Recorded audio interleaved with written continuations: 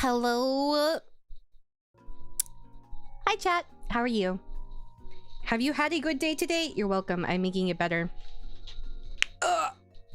Just a heads up, I might be a little bit eepier than usual because I just woke up from my nap. Dude, I was sleeping earlier and I finally got to sleep.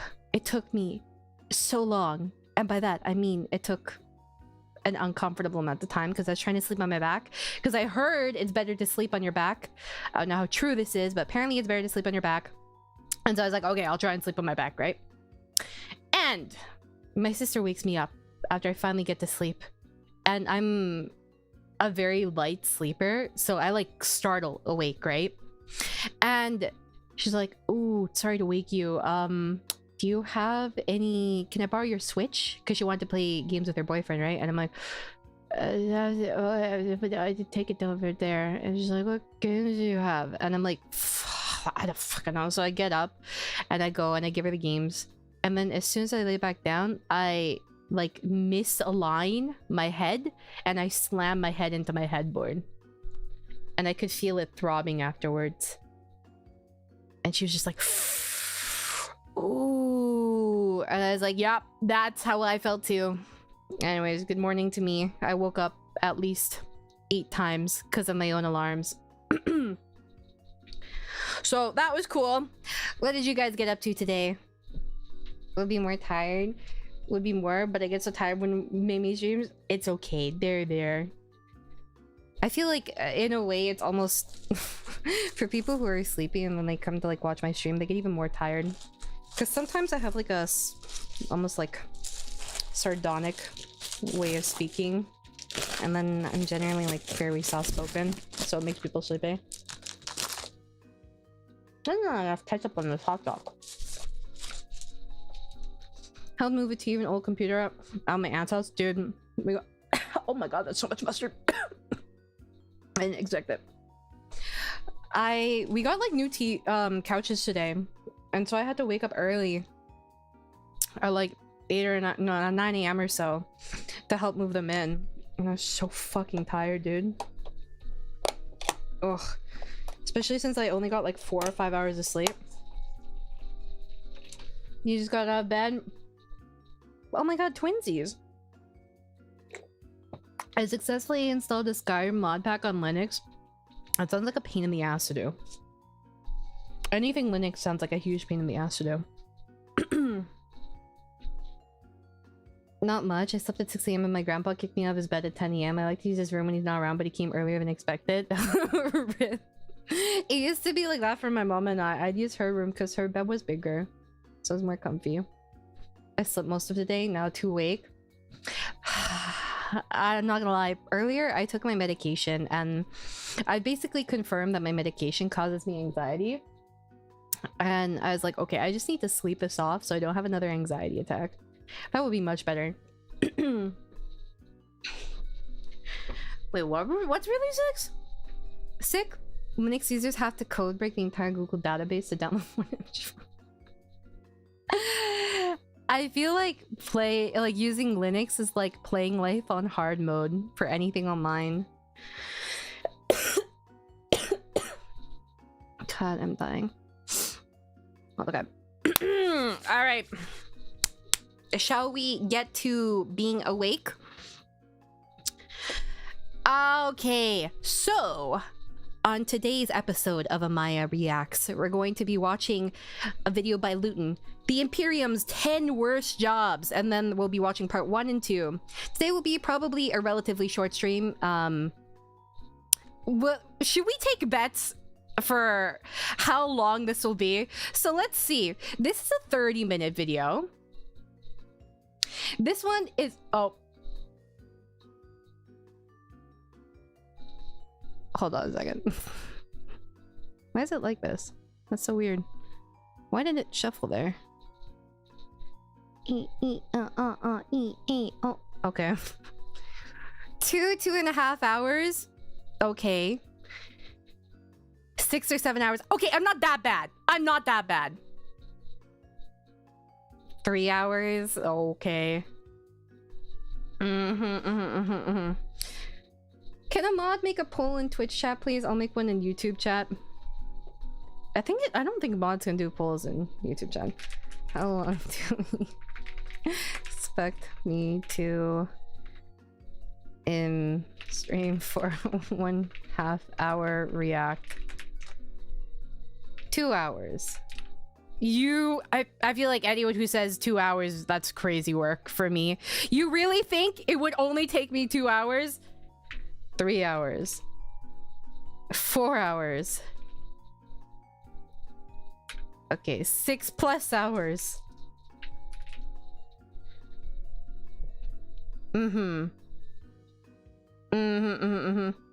Guys, you know, some of my videos are being condensed, right? No. It's a 30-minute video and a 1.5 hour or 1 hour video. So it's 1.5 hours total. Because this is 102, and then the other one is 30 minutes. 1 hour, I believe in the speed. You're fucking stupid. You guys are stupido.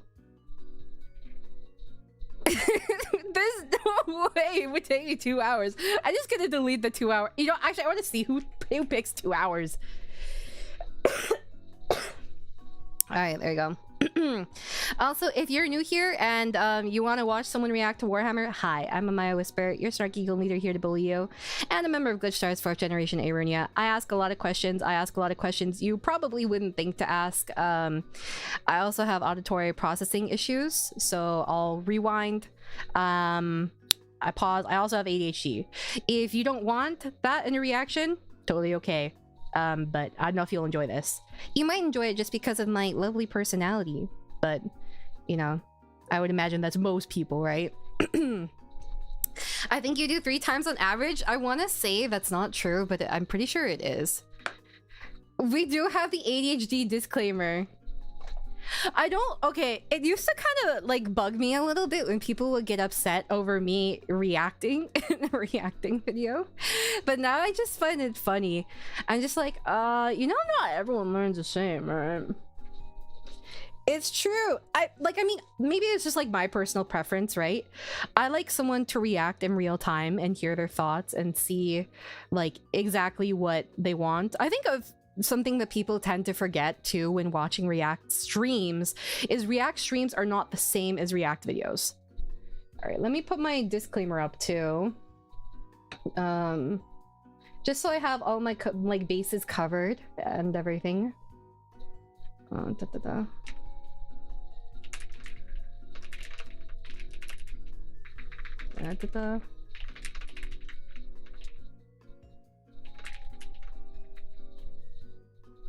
Yeah.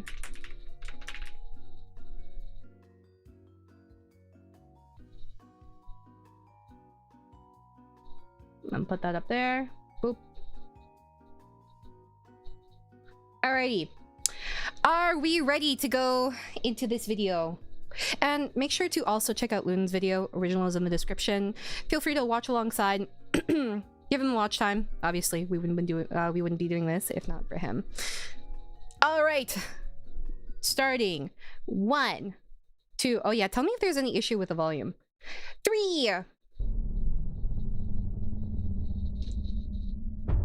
In the grim darkness of the far future, there is only war.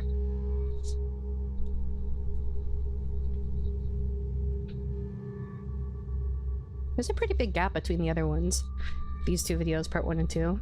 When people forget their duty, they are no longer human. They become something less than beasts. They have no place in the bosom of human society, nor in the heart of the Emperor. Let them die. Oh no, I wasn't done! The worst Imperial jobs. Actually, this is something I'm very curious to learn about. When we look at the lives of those serving the Imperium, we must also understand that it is assumed that all of their service is at the behest and honour of serving the Emperor of Man and the Imperium itself. Now, while the official line from the Administratum would be that to give yourself in whatever means are required for the betterment of the Imperium is a noble cause, just and above all else a required task, it's worth remembering that these people are still humans serving in the Imperium, not superhuman Astartes. Is the volume okay relative to me, by the way? Religious zealots, not cultish machine worshippers or drug-crazed hive gang members, just your average person trying to stay alive and do the best that they can. Now, while undoubtedly citizens of the Imperium know that they give to a great... That's true. I should go back and see the rest of the quote. Actually, I'm curious because I wonder what it means to be human at this point, because it's been like millennia, right? Nor in the heart of the Emperor, let them die and be quickly forgotten. Holy Synod. What is the Holy Synod? Is this Ministorum? Oh. I thought it'd be from the ecclesiarchy. Let's go back, or go forward now. Religious zealots, not cultish machine worshippers or Religious drug-crazed hive gang members, just your average person trying to stay alive and do the best that they can. Now, while undoubtedly citizens of the Imperium know that they give to a greater cause and are indoctrinated from birth into the imperial truth, at the same time you can't escape the harsh realities of some of the worst jobs imaginable for those poor saps who end up designated with such a plight in the grim darkness of the 41st millennium. Also, I think a short disclaimer is in order. By our standards, most jobs in the Imperium are often not really what you would quantify as jobs. You might simply be compelled by your seniors toward a role that then becomes your lot in life. There's really no true unified or standardized currency system within the Imperium itself either. To do so would be challenging, if not impossible. Wait, Adeptus Ministorum is the formal name of the ecclesiarchy? Is it really? I thought the Adeptus Ministorum was the like the actual like governing body, kind of, with like the high lords and stuff. I imagine they have their own like separate council, right, of just high lords.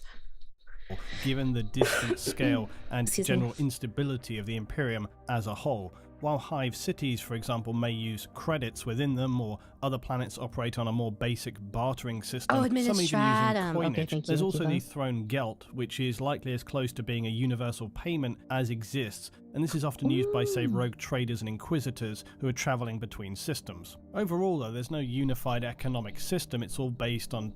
I literally asked this last stream. Tithes and requirements for the Imperium's needs. It's all fairly inconsistent. While some jobs are paid and unpaid, it's often unlikely that you're going to have a literal choice in what your assigned lot in life is. People aren't going to be going out to school and then choosing a vocation, although obviously for some jobs, some roles, some level of moderate education is required so that you can best interact with the materials and data slates that you're having to handle. But you as an individual are an unimportant speck in the grand scheme of the Imperium, and you will do what is required of you, because that is your reality. Moreover, most of the Imperium trades in commodities. This can be raw materials, military hardware, and very often humans. So more than likely you are an asset and will be utilized however the Imperium sees it. The best way to visualize currency in the Imperium is that it's all system specific for the most part, and within a hive, for one, you are likely never going to leave, and so its credit system would be very specific to that location. There's no need for it to exist outside of that. Think of it like company money. You get paid by the person you're working for, who then also happens to simultaneously produce all of your other requirements. So you then are being paid by and paying back into that same company. It's a good way to basically regulate what the citizenry are using and ensure that everybody gets their fair or perhaps basic requirement share of things. Now, you think you've got a worse 40k job in mind? Well, throw it down in the comments and maybe I'll include it in part 2 of this if I do a follow-up. And if you guys enjoy this and we open it up to even some more loose speculation for different parameters and different aspects of Warhammer 40,000, this could become an ongoing accompanying series. So now, in no actual order of horror, to begin with... Okay. Going into this, I think a couple of things I would be interested to find out are... Obviously, it goes to the jobs of people, right? I'm curious to see what kind of like daily life it entails. I won't get all the answers I want, obviously, but I'm curious because for us, money is freedom, right? We get money so we can buy things we want, so we can survive, you know, so we can pursue the things we want to.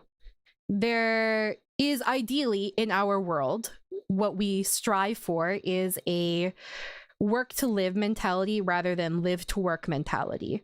And it's interesting to see a setting where it's like completely flipped, basically, because everyone has like the same like goal, and you know, obviously it's like a cult, right? Sorry, I was choking off, right?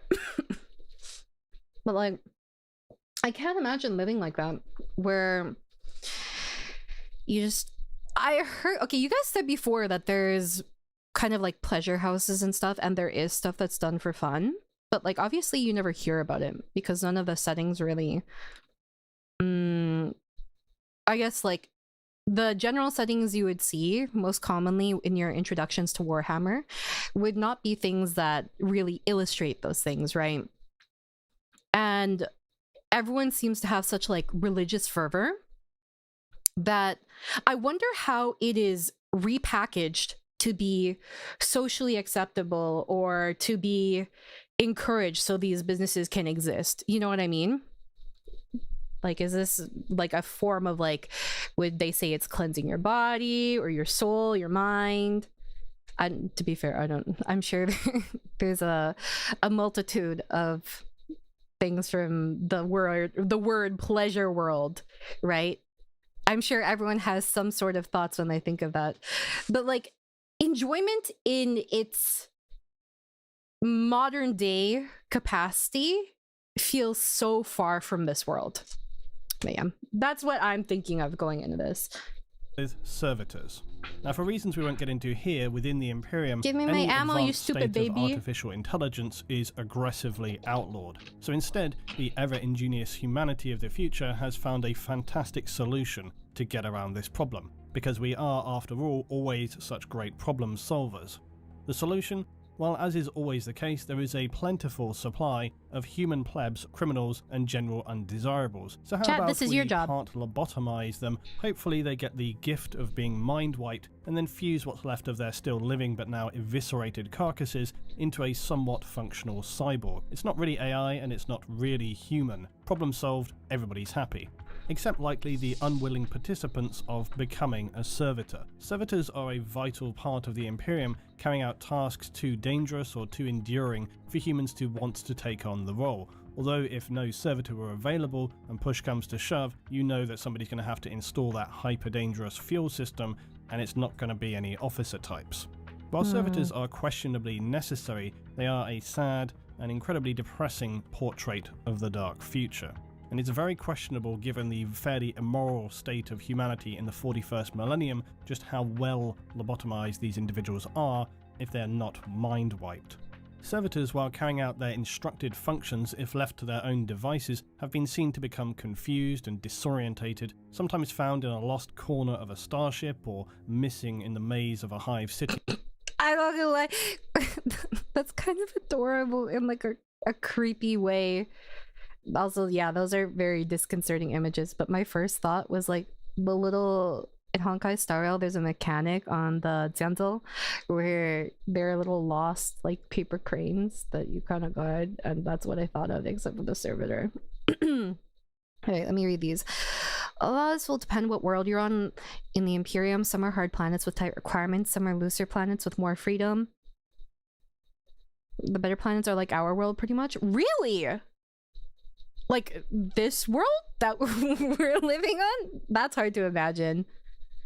Some of this is the more extreme places are easier to tell stories about / meme about, but it's probably a lot more normal for the regular people in the world. How I see it is a bit of like a war economy kind of deal. Everyone, no matter how menial the task, is doing their part for the Imperial war machine. Like a trope of superhuman dread in the setting that people don't see Space Marines or the extremes much while stories tell about them. I wonder what that's like, dude. Can you imagine? You are some random planet near, I don't know, middle of the galaxy, right? And Empire comes over and they're like, yep, that's us. You know, the Imperium's there and they're like, yep, you're ours now.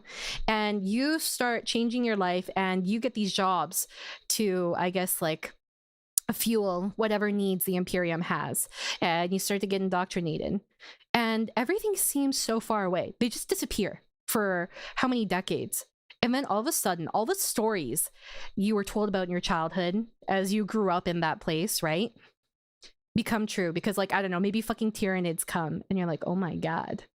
Can you imagine the kind of feeling you would have? Just like the complete disbelief. At least I would feel that way, you know? Especially if you're constantly living for something and you're constantly, I guess, like contributing to something that you never see in like any capacity. It must be really trippy, right? And most of the Imperium doesn't know about Xenos. Really? Okay, when you say Xenos, do you mean like anything, like whatsoever? Like...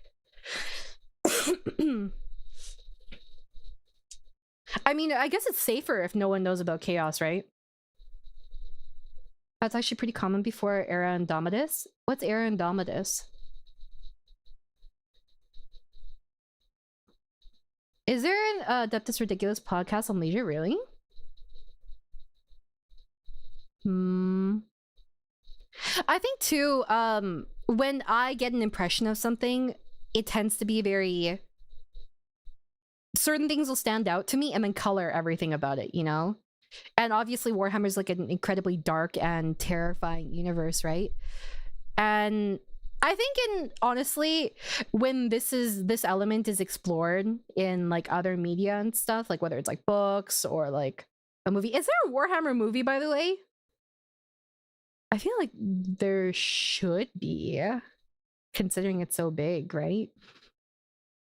But like, I've said this before, when elements like this are explored a little bit, whether it's like daily life, people's enjoyment, people's relationships, how they handle them, to me, that makes the world feel alive, you know? And I think that beyond the scope of just surviving, there is, how do I put this? I don't know. I think that there's a sense of like beauty in being able to find little things that you enjoy in a shithole. You know what I mean? It's like finding a flower on the battlefield.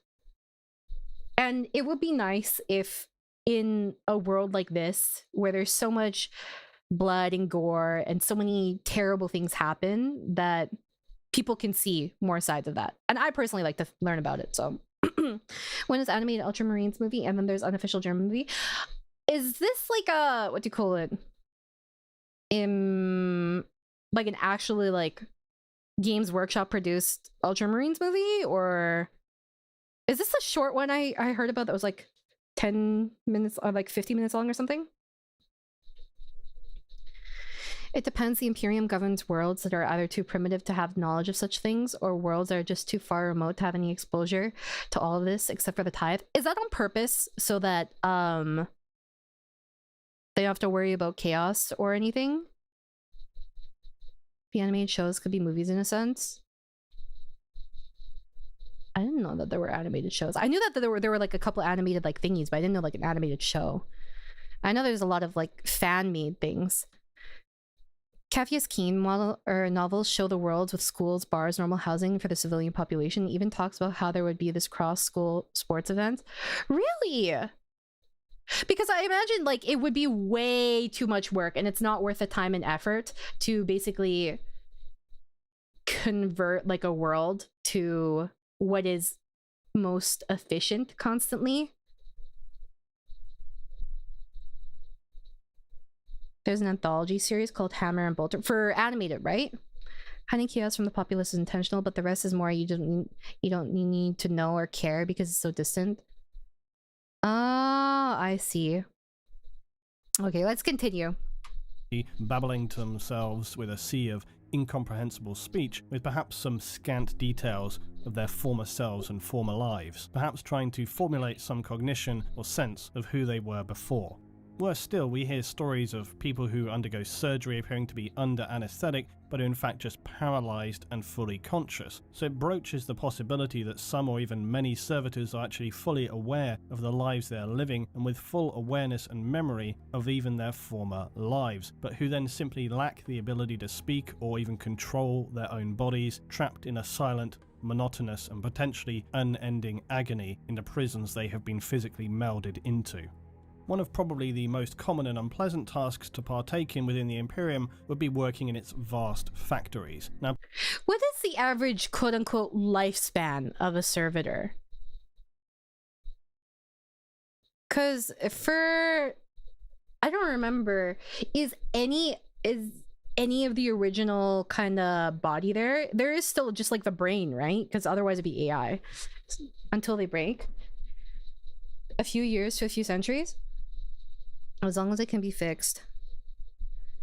I wonder if part of their durability, for lack of a better word, is dependent on, I guess, the strength of the person that originally was the servitor originally was, you know, minutes to decades or longer depending on the job.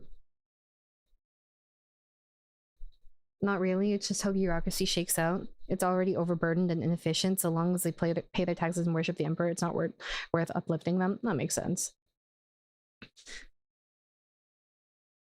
Oh, I see. Not every forge world is Mars. Some get shoddy constructions where that makes sense. Many of these worlds are Dark Age survivors that were found by the Imperium still have a way of life similar to their original state. That's true.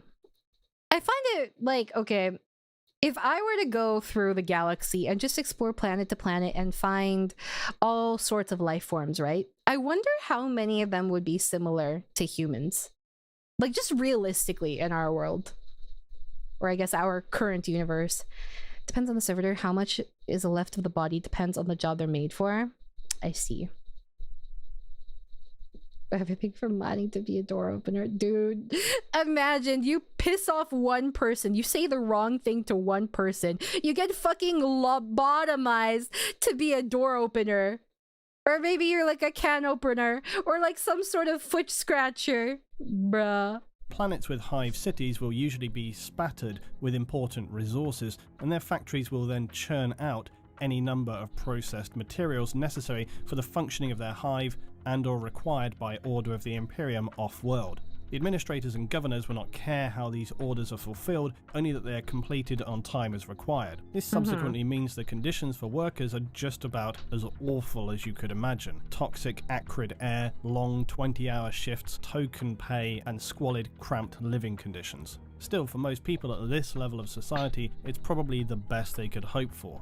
Upward mobility is not a thing, and the only other options being to slip into vagrancy and an underhive of horrors. Even then, this is a class of citizen who no one will blink an eye if somebody goes missing for whatever horrible reason, and still grinding day after day in a factory of hot, dangerous, and likely condemning you to a slow, agonizing death as your body is ravaged by fulfilling your work quota, coupled with the slow poisoning it receives every day, is hardly an appealing alternative, but it's the best that many can hope for.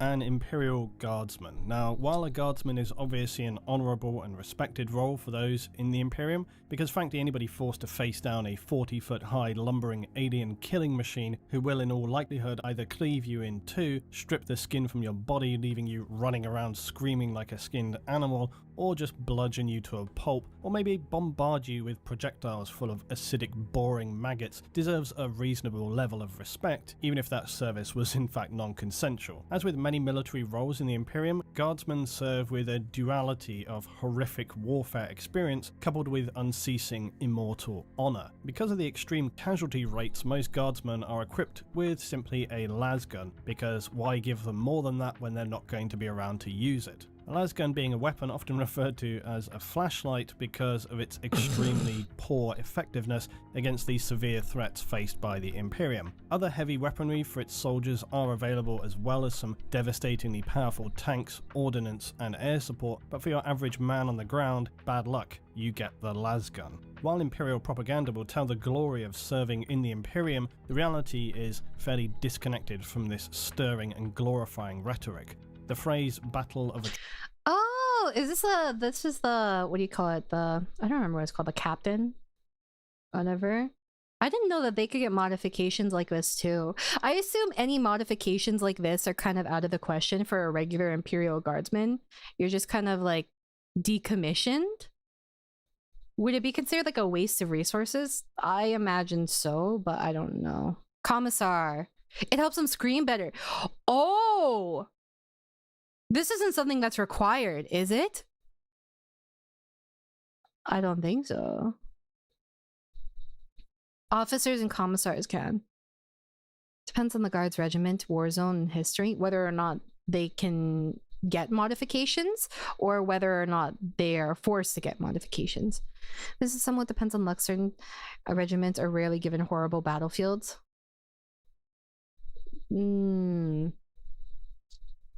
Why? It's more something happened in biotech as repair, and it just happens to be a little bit of a speaker.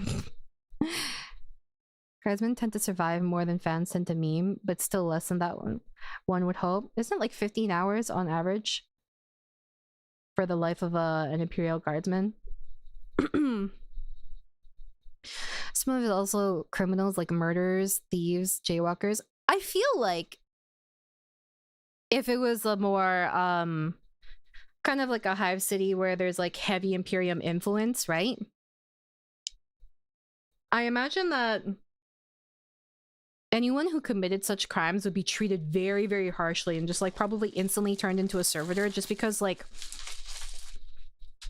committing crimes against like other humans like that just shows like you're a dredge to society, especially on like a smaller scale.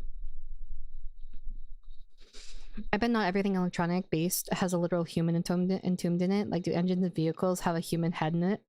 Well, it's more just about AI, no? The average skews things. Wait, by things like moons is being being thrown in the occasional battle. That would be very unfortunate. That happened with was it a moon or was it a planet? That happened with, I think, one of the Primarchs. If you're important and useful enough, you can get stuff like prosthetics. Also, there's some rule of cool numbers where they don't make sense. Like, there's a Guardsman planet where the numbers are so high, it basically have to be the atom of the planet is Guardsman. What? How does that work? Oh, it's just for that specific book? How did no one mention this before? Each regiment gets a role: frontline, tank, truck driver. Regiments can also be misplaced to pleasure worlds or literal hell. Oh. Yeah, but... Oh, every atom of the planet. Okay. Attrition comes quickly to mind for many guardsmen who will not receive much if any personal body armor, unlike their superhuman Astartes saviors. Nope, you're going into battle with the shirt on your back, and as an individual, no one is going to be stopping to help you when you lose a limb or worse, and the word expendable will be very much on your commander's lips. Now, if it isn't bad enough that you're facing a nightmarish host of Xenos, your commissar will be standing right behind you, ready to kill you or your newfound friends on the slightest hint of your hesitation, or perhaps simply to just motivate those around you. Unless you have qualified for a specialist division or an elite force within the Guard, you're more than likely going to become Operation Human Shield. And if by some miracle you manage to survive the horrific conditions of battling alien horrors with little more than a gun that shoots light, having watched many around you die in the most unbearable of circumstances, and then still have your sanity intact, not to mention hopefully not having your body be completely broken, there's nothing to say that an orbiting Astartes or Inquisition may not simply decide that things are not going quite as well as they'd expected, and decide that in fact an orbital bombardment might best serve the fast resolution of the situation, and your service is appreciated, Guardsmen. If you feel like you're having a bad day and want to voice your concerns to those around you, this is not advisable. Commissars will be standing by to silence you for potentially damaging unit morale, but like so many aspects of the Imperium, the most hollow element is the fact that in serving your family, your planet, and your Imperium, you will not be remembered, and will be 100% left behind if the situation warrants it. You will not be receiving a flashy service. Oh, you can see the commissar threatening the... I don't know. Is that an officer? It looks like they're an officer in the bottom right. I'm not gonna lie, that I think that's supposed to be a Tyranid, but it looks like a kaiju. Service or your family informed of your demise. You are but one of millions upon millions of soldiers, and while some planets are focused around specialist skills and military training, many more are unwitting or even unwillingly drafted. You will not receive special genetic engineering. Oh, is that that's the... I think we, like, bombed one of those. The big one, the big Tyranid, in Space Marine 2, right? In one of the missions? You get your gun, your orders, and a direction to advance. Now get on with it, guardsmen, before your own officer shoots you for failure to follow command. Next, in direct contrast, is the dull monotony of bureaucracy. You are the grease and oil in the machine as an administrative scribe. While many lives in the Imperium are pain-ridden and lives of frustrating physical agony, there is an argument to be made that endless perpetual administration is equally unbearable. The role of an administrator or an administrative scribe is to perpetually carry out tasks that must seem simply entirely pointless in the grand scheme of things. Your daily tasks lost amid a vast ocean of information. Your whole being lost in reams and reams of paper trail. Okay, sorry, real quick. Whenever I see art like this from like the Warhammer universe, right? I feel like I'm looking almost like at like a Renaissance painting and I'm supposed to decipher what's happening in it. You know what I mean? Ocean of information. Your whole being lost in reams and reams of paper trails, and even the purpose and intent of your tasks are potentially lost to meaning, or possibly even no longer required, having been long forgotten about. Billions of clerks, scribes, and general admin staff work tirelessly to manage the Imperium at every tier. Compared to others, this may seem like a sweet job to land yourself, but imagine having to do the same thing every day, without end, without opportunity, and without meaning. In many respects, it's the closest thing to hell for many. Pointless tasks with no thanks or appreciation, no sense of really contributing anything to the greater whole, cold, harsh working conditions, still subject to the same brutal rules and regulations that dictate all Imperial life. Indeed, the very nature of the complex bureaucracy that is strictly enforced allows little room for error. Regulations, forms, protocols, and process is your life. Worse perhaps is to live a life of blind ignorance of the goings-on beyond the walls and confines of your endless daily data processing. I wonder what it feels like. I'm not sure the entirety of the scope of the information that they write down, but it must fucking suck. Like, aside from the reasons mentioned, but like a sense of helplessness, because you're writing all this stuff down. You don't know if any of it gets to anyone. You don't know if it serves any purpose. And you maybe hear about some going-ons that happen in the like world, or I guess the galaxy, and how helpless you would feel. You know what I mean? I don't know which book it is, but I know there's a book where the devastating planet-wide battle had fewer casualties than the Leningrad. That's crazy. Entire planets are lost because Nemenistratus got a wrong name while writing the report. GG, go next.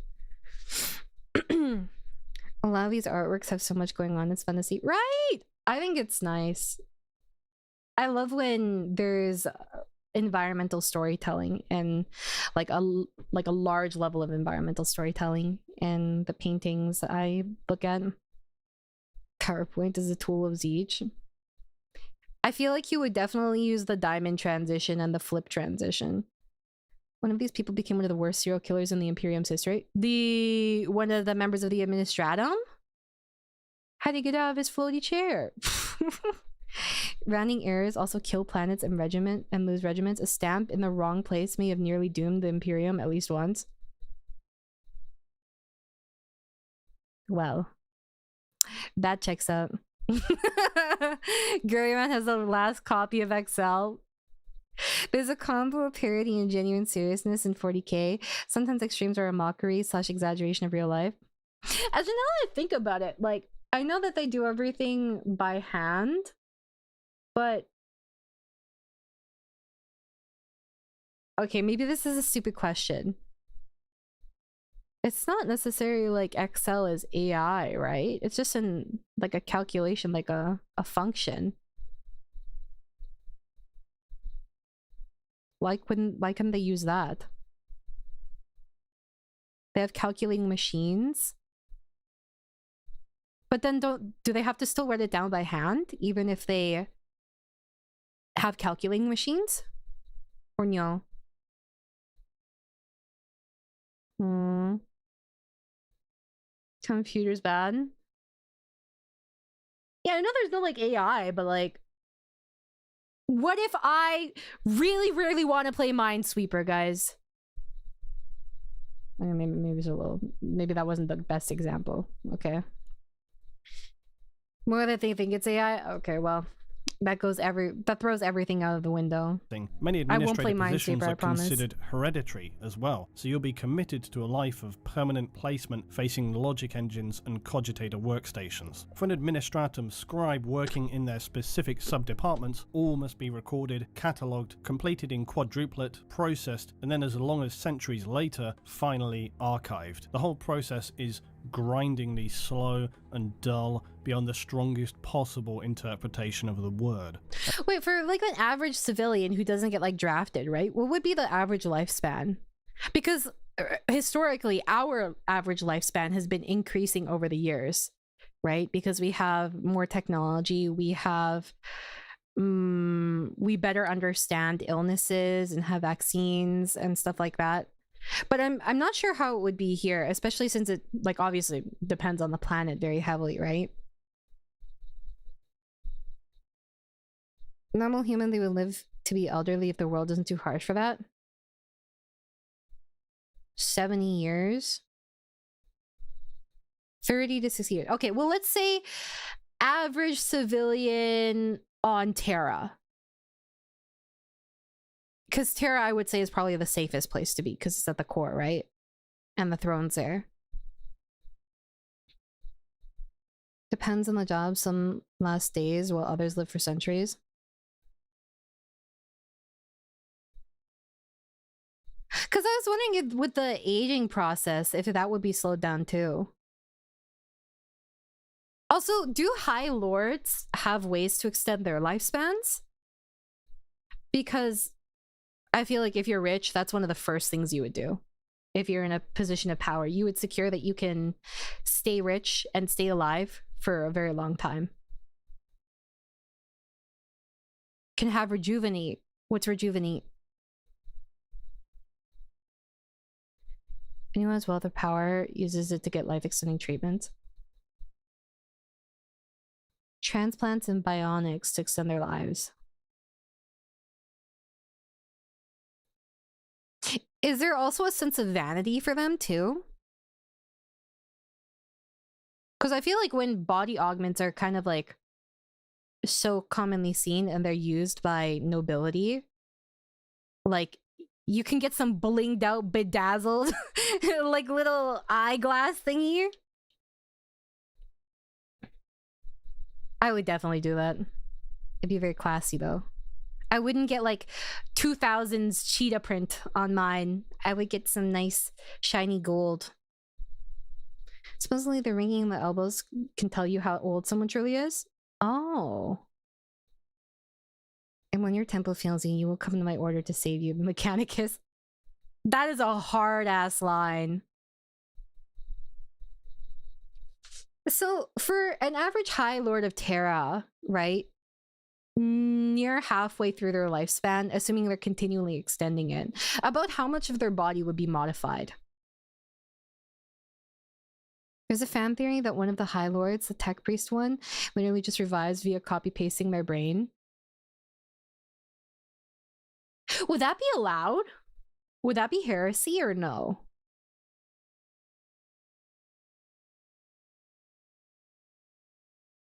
I mean...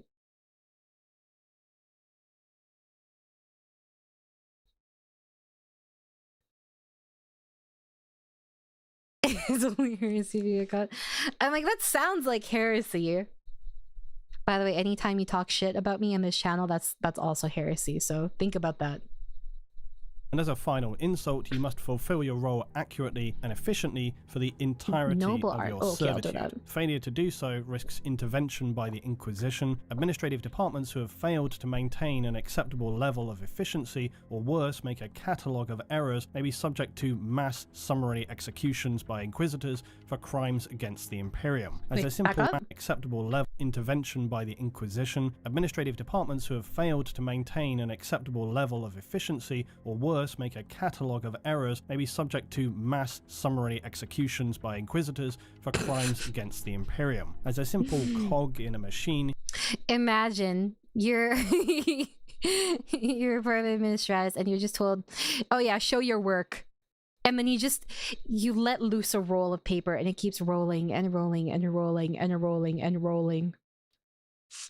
You never get to show your work. There's no point. A Necron player? I wouldn't say so. Chat, what are my favorites? You could also unknowingly participate in a scheme of upward conspiracy and corruption and be judged for this without even having been aware of doing so.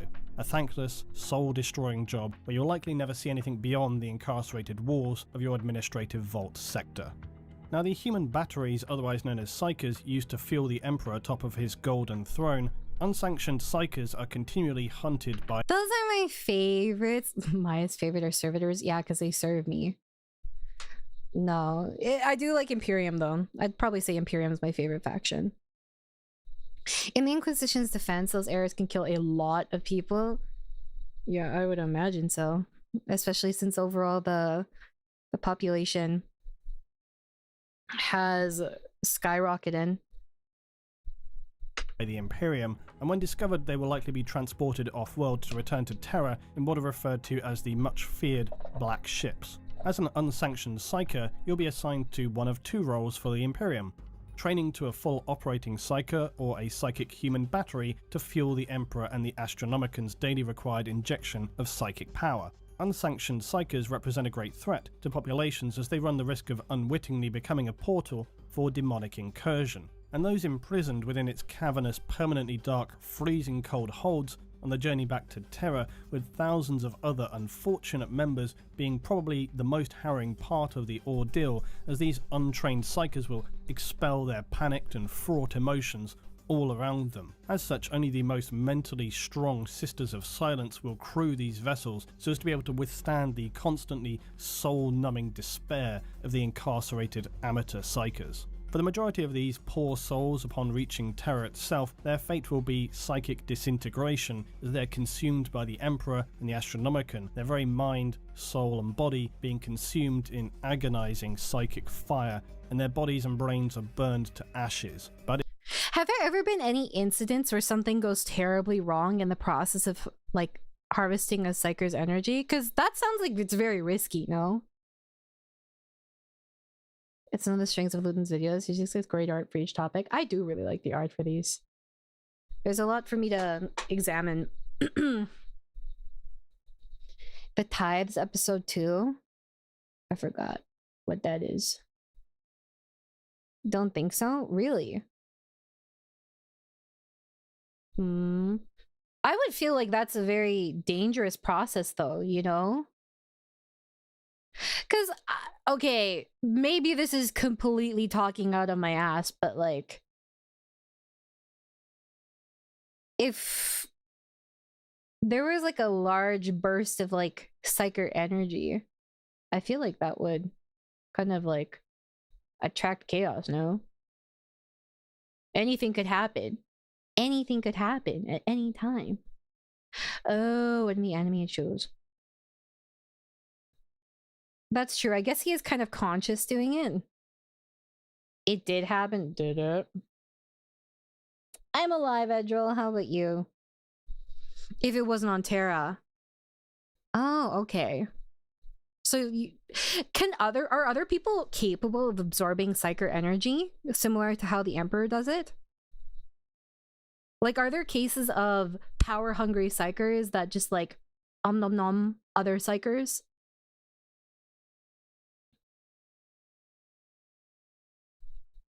In old lore, yes. In current lore, not really. Oh. So it is something that they, like, at least explored a little bit. Okay. It does keep the Imperium's lighthouse lit for another day at least. An unpleasant but perhaps at least highly appreciated task to carry out in your service for the Imperium is that of refueling a starship warp drive. And this has scant documentation on who specifically carries out this role, but it is described as being similar to a funeral procession.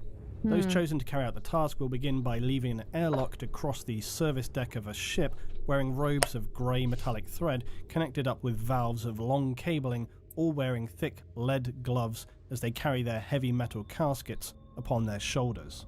The service staff's eyes, nose and mouth will be similarly fitted with these connective valves, the unknown material they carry within these caskets evidently being extremely hazardous, for as these individuals cross to their objective, their flesh, skin will slowly cook and be burned away. This process being described by tech priests as the most perilous operation a vessel could undertake, barring actual combat. As the procession of staff would approach the warp drive central column, the casket carriers would become even further physically damaged and even start to disintegrate, but being driven perhaps by the chemicals and gases being infused into them as pain suppressors and some chemical concoctions to enable them to carry out such a task, they lumber forward. But the closer the carriers come to the drive itself, the more they begin to stagger and their metallic robes deteriorate.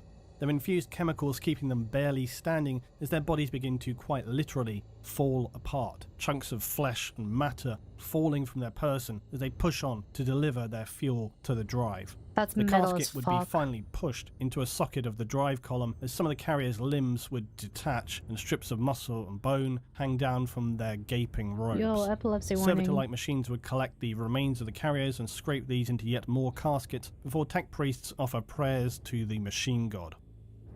With the last great effort, the final casket bearers would load their fuel into the drive before the doors would rapidly shut. The robed shells would now be retracted to the entry point, and the ship's captain might be heard to utter, "Wait, are the prayers for the refuelers or something else?" "Emperor, preserve us," before finally turning away from the harrowing scene playing out on the engineering deck of their starship.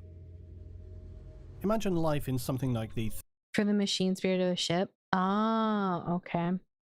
I wonder if tech priests feel any sense of sympathy, because the people who are refuelers, even if they wanted to have a body that was made of steel, it wouldn't be an option for them, you know? Like, well, can you imagine like a conversation between a tech priest and a refueler where the refueler wanted a body of steel and it just like wasn't possible?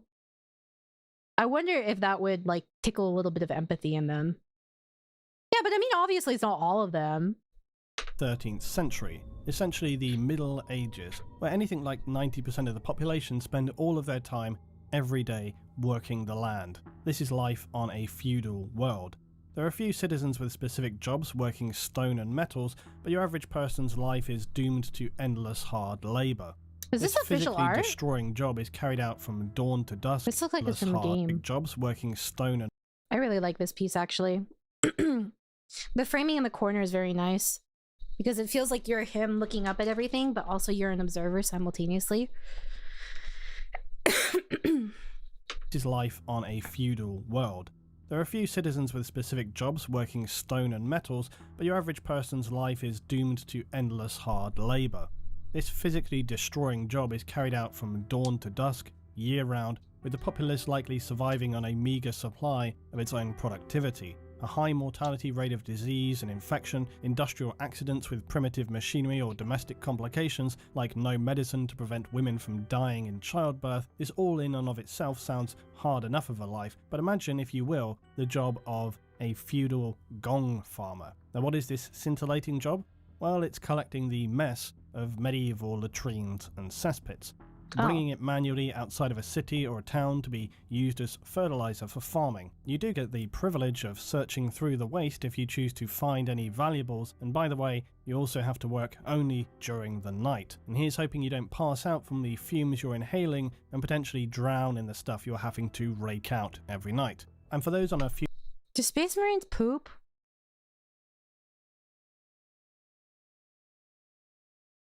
If they poop, how often? Because everything's in like their suit, right? Sort of. I was just thinking. Did I? No, I asked something else last time. I don't think I asked specifically about poop, did I? It gets recycled in their suit. Like water filtration, kind of.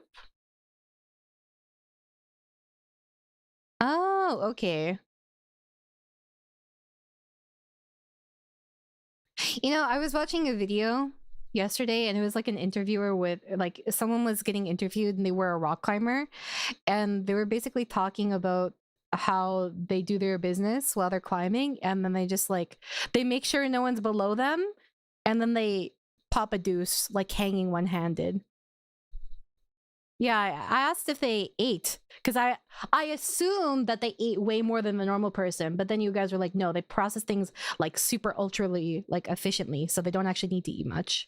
Feudal world to top it off. An Imperial administrator will be watching from an orbital platform, and that's about all the defenses your planet has. So let's hope no blood-crazed orcs, hungry tyranids, or immoral demons come wandering by. If you thought working a feudal planet or in a factory for material processing in a hive was bad, don't be so ungrateful, citizen. You have a privileged life compared to those poor souls working in agri-processing. While this is going to vary from hive planet to planet, some of the worst of this is processing what's referred to as corpse starch and ration biscuits, both unpleasant in their own way. As populations for the massive ecologies known as hive cities become quite simply ridiculous, housing anything between 10 and 100 billion citizens, the need for sustenance is obviously difficult to provide for. And while you may be lucky enough to save up your credits and purchase a delicious chunk of rat meat, you're more than likely going to be enjoying some delicious ration bars or corpse starch. But how do workers produce such luxuries? Well, ration bars are best described as horribly greasy, What is this in the background? I haven't seen a creature like that before.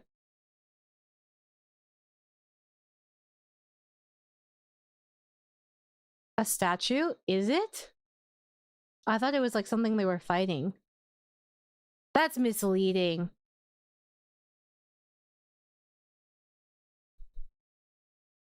Who is this supposed to be? It's just like some administrators. It's hard to tell what is and isn't like a living thing, you know?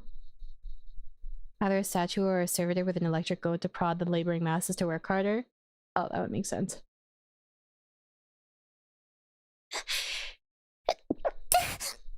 Excuse me, sorry. Would you eat corpse starch or a bug brick? Snowpiercer versus Warhammer. Let me think. I have to think about it. Thank you. Well, I mean, I guess it gets eaten either way by someone, right? At some point. But I will say, okay, part of me leans towards corpse starch because I feel bad for people. I'm like, well, at least your body can have a use, you know? It wasn't for naught. Really unpopular, shockingly, and are biscuit bars to feed workers, serfs, and workers produce such luxuries. While ration bars are best described as horribly greasy, generally unpopular, shockingly, and are biscuit bars to feed workers, serfs, and military forces. They're manufactured by harvesting bio-rich matter from ocean planets and worlds with seas, which then provides a protein-rich gruel. This, though, would be not enough to provide for the billions of citizens, so it must be instead fed to larvae of the Aerunia bilefly. And when these larvae reach an optimal stage in their life cycle, when they're plump enough, the larvae are going to be pulped by workers and compressed down into the hard-to-stomach biscuit ration bars. The agri-workers doing this process will work in huge air-sealed pens that produce these plump fat larvae. If you're working in one of these places, then things are not going to be going well for you, and you're probably quite low down in your hive city as the stench and endless droning vibrations and material mechanical sounds of the bileflies is not one that many would choose to live with. Still though, it could be worse. You could be producing corpse starch, which is about as appealing as it sounds. This material is bland, filling, and relatively nutritious because it's basically reconstituted biomatter mixed with animals, plants, discarded organics, and of course rumoured to include human corpses as well. While this is undoubtedly... Why does he say rumoured to include? I thought it was like 100% people. Like dead people. Not live people, obviously.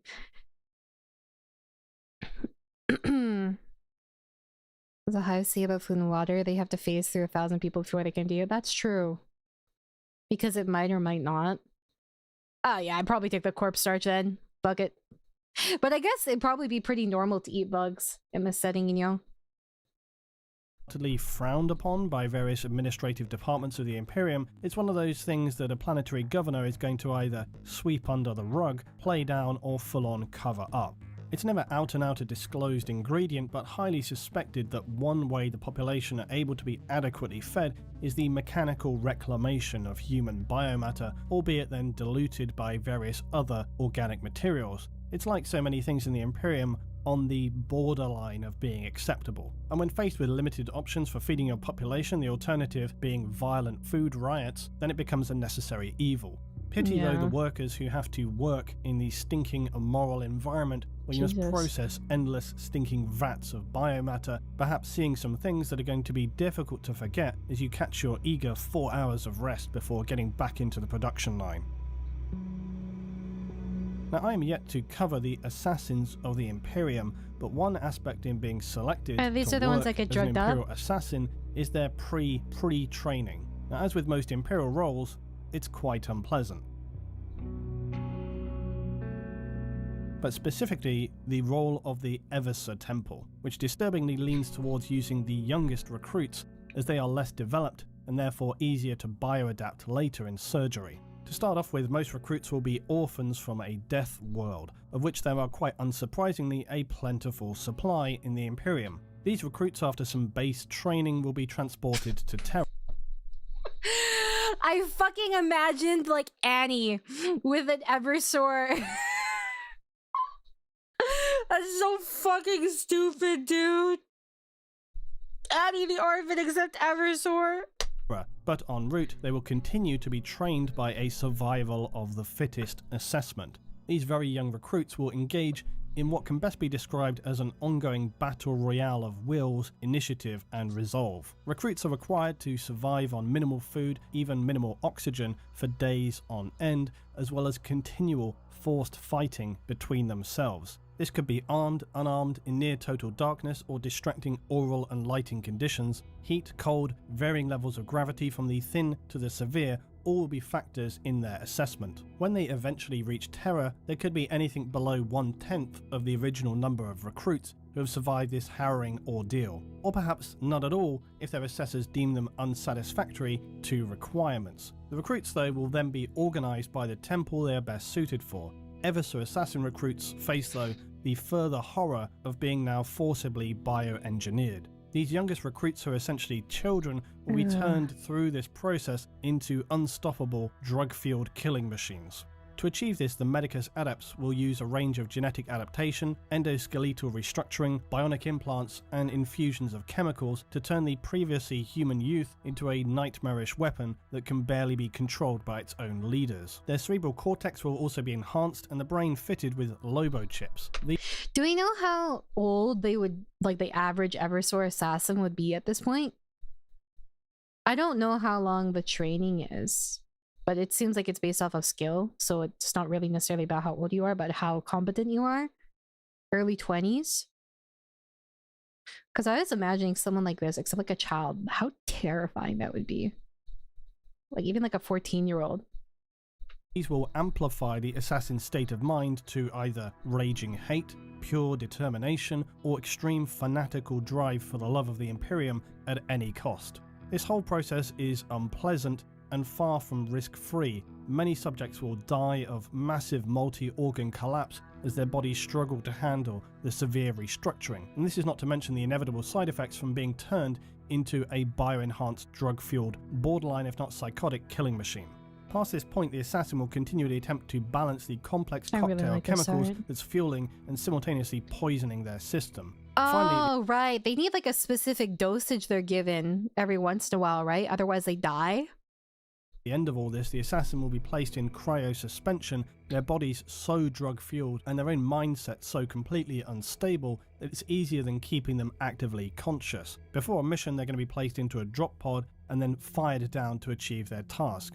Becoming an Eversor assassin is likely one of the worst jobs in the Imperium, as your life is nothing but soul-destroying pain and servitude to be stripped of everything you were and used as an indiscriminate weapon of the Imperium. Oh, that's the infiltrator one where they needed to maintain their changed appearance, right?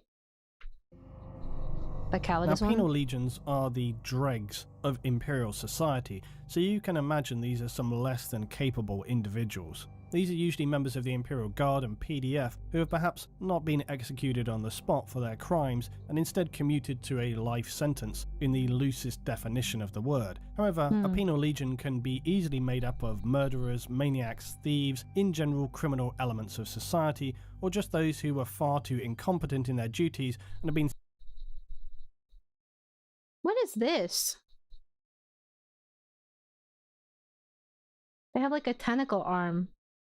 And this doesn't look... Kind of looks organic. That's tentacle arm, right? The chemical cocktail coursing through the veins of an episode mixes when they die, whereupon it becomes a biological nuke. Oh! I thought that, like, I knew that they could just, like, press explode on the Eversor assassins, but I didn't know that it was, like, also automatic when they died. Servitor, there was a monitor. Here? sentenced to play some more mildly useful role for the Imperium. These legions, though, unfortunately, are basically the waste dump of human society and are forced to wear explosive slave collars that are more about turning the troops into human bombs than a disciplinary incentive. They march in a shambolic way towards their goal, or perhaps run if they're crazed, and then perhaps to just encourage those around them with whatever they're meant to be doing. Maybe a few of them will be blown up and detonated here and there. But is this the job we're talking about? Well, no. In fact, what we're actually sparing a thought toward are those tasked with maintaining control over these plebs. Penal Legion overseers essentially have the unfortunate task of herding a bunch of shambolic, potentially murderous and psychopathic cats. Some of the Penal Legion will relish their role and Average accept cat. their death running headlong into the enemy, but others may fall into mental ruin, just falling to the floor crying, unable to move. Others may try to run away or simply just lash out and kill those standing around them. As frustratingly soul-destroying as such a task is, those commanding a Penal Legion are usually well versed in dealing out punishment, cruelty and incentives to their force, and will lay down brutal levels of discipline. Despite this professionalism though, it's still likely one of the most frustrating roles to have to command in, with a force who are potentially just as happy killing each other and themselves as they are the enemy. So now to finish, I'm going to have to break your immersion. But the truest worst job that could exist in 40k is, well, whatever you can draw from your own imagination. Because this might seem like a cop-out, but it's actually the real bedrock of 40k. Because while it has embedded canon and non-canon lore, it's also a world whereby you, as a participant, are encouraged to use your own imagination. The civilian life of the Dark Future is very poorly documented, and really we only have scraps of information compared to the endless raging warfest that is ongoing between various factions. The civilian life of the Imperium is perhaps one of the most interesting aspects that exists in the 40k universe. Thank and if Games you! Workshop will not expand upon it, maybe it's time we start doing so ourselves with some wild speculations and imaginings. The whole thing with 40k is that the Imperium itself is so fractured and spread across countless systems with vast distances in between, it's really hard to focus in on some of the details of different worlds.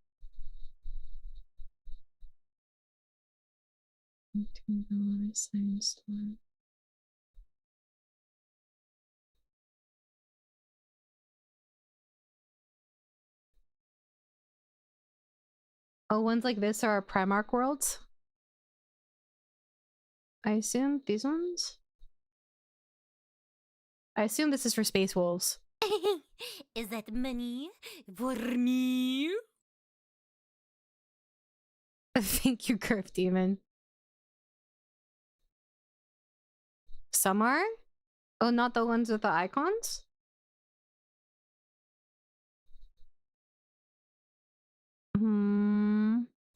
Now this has happened very, very slowly over time with little fragments of information, but some could be, for example, nightmarish gulags, while others could be verdant, lush garden worlds of pleasure. Others could be more Earth-like with all the complex goings-on of human life that this entails, or you could be living in a horrific hive city or toxic choking forge world. Or how about a planet that's being cut off from the Imperium due to a simple administrative error? forced to go its own way with the vague hope of one day being rediscovered if it's not destroyed by some other alien process in the meanwhile. And this for me is one of the most enjoyable parts of Warhammer 40,000. You can use your own imagination to build a whole narrative given the existing lore and framework of the factions within it. Often the world of 40k draws on real world history, and it's something that I really love the idea of doing in creating whole descriptions of planets and locations that are non-canon and entirely fictional. Perhaps this is something I'll find time to do, perhaps it's something you guys would be Can you imagine being a weeb in the 40k universe and you know that these things are real? Or at least you've been told these things are real by some dude at some point. And then you just never see them one day. Or like maybe one day you actually do see them. Haha, the cursor here. It's my cursor now. interested in me doing. In the meanwhile, worst jobs canon or not, tell me down below what's the worst thing you can come up with. I'm probably going to regret asking that, but let's see. As always guys, thanks for watching and thank you for your support. I'll see you in the next one. Let's see. Comment. I wonder what other people suggested.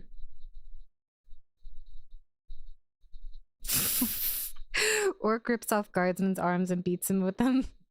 Guardsman, it could be worse. I could have been taken by the Dark Elder. I mean, actually, yeah. I know, 7 years ago. It's crazy, right? I like to think a lot of isekai anime settings take place in the 40k universe. Yeah, what makes you want to think this? For that weak sack of flesh that you so gleefully mock is no soldier, no super soldier, no immortal warrior, no creature cursed by chaos like you. He is a man, an Imperial guardsman drawn from some forgotten corner of the Imperium to fight for his species and for the safety of the people he loves. He's a factory worker, a farmer, a storekeeper, a father, a brother, a son, a mere man. And against creatures like you, teeming and numberless, powered by the very will of thirsting gods, he holds the line. He has held the line for 10,000 years. So, like, every Warhammer quote goes so fucking hard. If every isekai is in the 40k verse, then isekai has a possibility of turning into a badass sci-fi story. That's true. It just takes one person to come there. Fan work? Oh, really? It's from a fan work. Pity the Guardsman. What type of fan work is it? Let's see. I don't want you guys to see my history. Who knows what's in it? I'm insecure. Here, let me see. Probably nothing bad, but pity the Guardsman.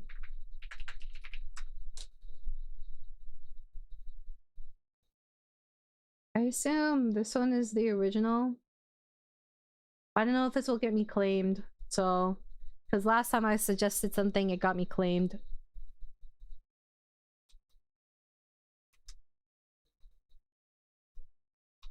Oh, I see. It's like a little fan video. I'll save it to watch later. You would laugh. Damn it. It's okay. No music played, probably. Alright. Honestly, I might.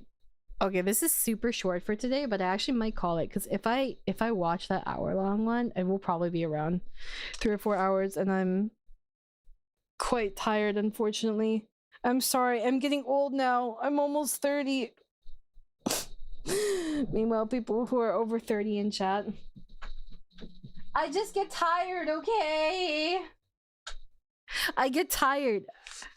You made good time on that video, though? Yeah, it was only a little bit over double, I think. Calling it to nullify or pull? No, I fully expected it would probably be around 3 to 4 hours. At least. I imagine so.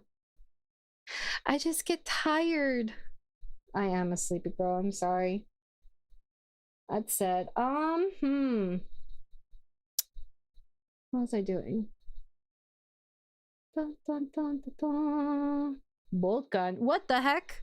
Official Sister of Battle trailer? What is this? Hold on. I'm gonna watch this. Ooh. Will this get claimed? Probably, right?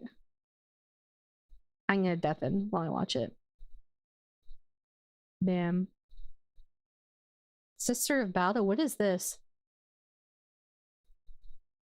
Oh, this is a cool aesthetic. It's like Doom. Interesting. Oh, it even has a radius for the grenades. No, Agile. A boomer shooter? I've never heard of this term before. Hold on, I'll send it. I'd say I'm pretty new. I know like the basics now, I think. You should try Bokan. There's probably not control support.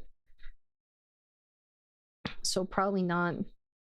And I need my controller support for my crippled ass, unfortunately. This is really beautiful though, actually. Does it have controller support? I will consider it. I don't really play FPS games anymore though. I kind of stopped after I quit Overwatch. Well, actually that's not true. I played Marvel Rivals for a little bit, but then Marvel Rivals started to disconnect my internet whenever I played it. I don't know anyone else who has this problem. I've heard of other people having this problem, but I don't know anyone else who has the problem of Marvel Rivals literally disconnecting their entire internet. Which is kind of fucking insane. I'm not kidding. I will crash in Discord. Like, my internet will go down. I don't know why. Anyways, I don't play Marvel Rivals anymore. I got the Celestial and I was like, okay, well, I keep DCing. Nothing more I can do. Skill issue, so was your birth. Rivals would just crash my PC as a whole. I'm surprised you could run it at all, honestly. Probably anti-cheating, weird. Maybe. Who knows? That said, yeah, I'm probably gonna call it here. I'm sorry, it's super short stream today, but this week I think had like 8 streams. So, oop. Horus Heresy, the new edition, cinematic trailer. What was this? What? Sorry, I'm getting a bunch of trailers.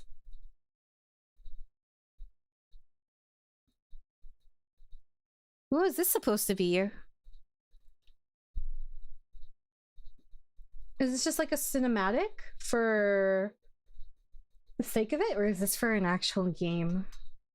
Oh, it's a deck builder. Huh? Might be something with your PC, like a specific part in your rig that would disconnect my internet when playing Marvel Rivals. That I don't think so, because it wasn't always like that. Like at a certain point, it just started happening consistently. Because it also happened on another computer. I think it's just like the internet, like my ISP. All right, that's it. I'm gonna call it here. Let me say thank you real quick. And bam, bam, bam, bam. Alrighty, and then I will just read myself because yeah, I don't feel like socializing. All right, thank you Sally, thank you Mike Flair, thank you Hiko, thank you Puffy, thank you Crispy, thank you Hummus, thank you Nori, thank you Spartan, thank you Jess, thank you Axie, thank you Bob, thank you Neat, thank you Aki, thank you Slump, thank you Sona, thank you Lemon, thank you Mac, and thank you Wiz. And let's see, is there... Am I streaming again tomorrow or today? I think it's tomorrow, but I'm streaming twice. I think. I'm pretty sure.